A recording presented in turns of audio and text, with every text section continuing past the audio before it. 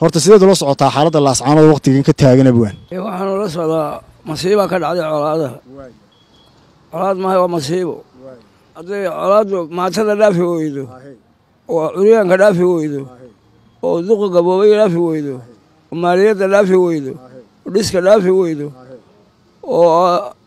inan goliyeedka iyo ninka ragga dhaafi weydo oo madax dhaafi weydo oo ay meel walba gacanta la gasho oo dhaqaalaha burburiso waa guduntiile maaha dee colaad maaha waa colaad maaha waa guduntiil waa intaasu maanta anugu aqaana sida aad la socoto colaadaasi waxa weeyaan guritirka ah ee aad tilmaantay ayaa waqtigan taagan laascaanood bay ka taagan tahay arrintaasina waxay ka soo bilaabantay dooda ay qabeen dadka reer laascaanood bal arrimaha hurrow markaad isku soo xooriso dhinacyaduna dooday kala qabaan maxaa kaaga baxay doodaha waxa weeyaan dhinacyadu ay kala qabaan labada dhinac xaajadu ma gura fogeyn xaajada magobol ha isku ganaagoyn xaajadu ma gura fogeyn arrintu waxay ahayd wax ka qabasho waxaa la isku haysto ciddale waa la garanayaa gacanta dhulbahantu maanay ku dambaynaysaa ninba meel kasta ha mar oo weliba ba hala wareejiye laascaanood dhulbahantaa leh dhulbahantaa laascaanood leh ma garata siyaasadda la isku haystana dee anugu ma garanayo halkay barida dabada ku hayso anugu galabta cidna eedayn maayo laakiin arrintaasi fiiray lahayd in laga fiirsadaa bay lahayd in dhulka la dhigaa bay lahayd in laga wada hadlaa bay ahayd inaan cid kale taladeeda la maqlin bay lahayd inaan tala dibadeed baase ku jirta tala dibadeed yaa ku jirta meesha soomaad garan abwaan dad kalaa ka talinaya dad kale oo aan ahayn dadkii mulkiga lahaa labada dhinacba waa badan yahay dadku waxaan ku talin lahaa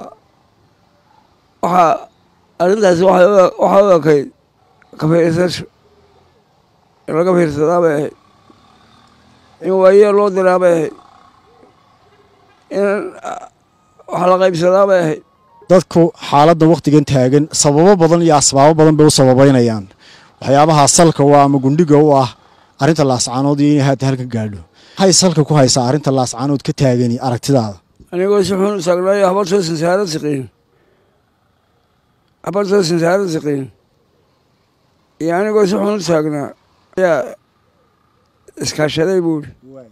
arrimahaas iskaashaday ayaa sababay arrimo iskaashaday oo dhan walba ka xumaaday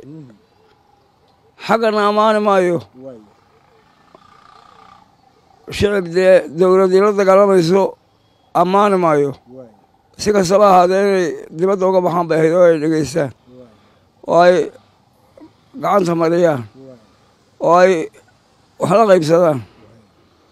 arrintanna waxaa xumeeyey qaybtaa horaa xumayd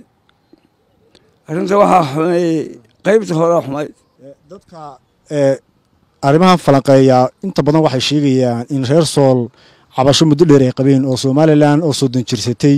dhismaheeda waxqaybsigeeda awoodaheega waxtarkeeda wadalahaanshaheeda arrimahaas ayay dood ka qabeen wixii ka horreeyey arrintan dooddaasi abwaan ma u aragtaa dooddaas inay sax tahay adoo aad baan ugu qeyrsanaa in badan bay cawdeen in badan bay cawdeen dee looma soo golo fadhiisan wixii ay soo jeediyeen waxba lagama qaban ninkii midiirka ahaa ee ugu qaalisanaana wuxuu ku dhintay isagoo ergadaa ku jira ole waxaan somalilan la wada leeyahay natusa dee waa cali khaliif baa ku dhintay isagoo dul taagan somalilan soomaad garan marka gees walba wax qabiyo waa ku jirtaa hurrow laakiin yay wax seegeen cidda wax seegeen maanta ee farta lagu fiiqi karaa waa iyo maadaama aad sax sheegtay inay tahay tabashada reer laascaanood yaa wax seegeen halkeese wax ka baxeen maanta haddana waxba ku idlaanayn cidna farsa ku godi maayo anugu mar haddana waxba ku go-ayn cidna farsa ku godi maayo soomaad garan axmed maxamed maxamuud siinaaye waxaa xusid mudan in arrimaha gobolka sool ay wax ka dhaqaajisay cali khaliif oo aad xustay allah u naxariistee wadahadal baa somalilan la furtay iyo in arrintooda meel la dhigo nidaamkii cali khaliif uu hogaaminayay intii ka dambeysay dad badan waxay qabaan in halkaasi waxa weeyaan dibicsanaan badan ay ka timi aragtidaasi abwan miyaanay sax ahayn silaayo qudhiisu sida ay arrinta ku hagaagaleed kama yeelin silaayo waxa laga filayay